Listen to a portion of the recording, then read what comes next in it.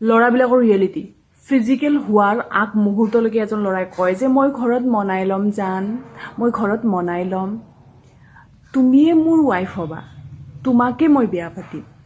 সেই আগ মুহূৰ্তলৈকে সেই লাইনটোৱে মাৰি থাকিব, সেই ডাইলগটোৱে দিব। যেতিয়া চব কাম ফিনিছ, তাৰ পিছত ৰবা না জান, ঘৰত মনাবতো দিয়া, বুজাবতো দিয়া, মই কি তোমাক এৰি গৈছোঁ নেকি, মই তোমাক এৰিছোঁ নেকি, মইতো তোমাৰ লগতে আছোঁ, খালি মই বেছিকৈ টাইম দিবহে পৰা নাই। মই টাইম দিবহে নোৱাৰোঁ বিকজ মই বিজি থাকোঁ, মই মোৰ কামত বিজি থাকোঁ। আমি দুটা হেপ্পী থাকিব লাগিব ন ফিউচাৰত, হয় নে নহয়? মইতো তোমাক খুৱাব লাগিব, মইতো তোমাক ইনকাম কৰি খুৱাব লাগিব ন, তো মই তাৰ কাৰণে কষ্ট কৰিব লাগিব, ইনকাম কৰিব লাগিব, পইচা ইনকাম কৰিব লাগিব।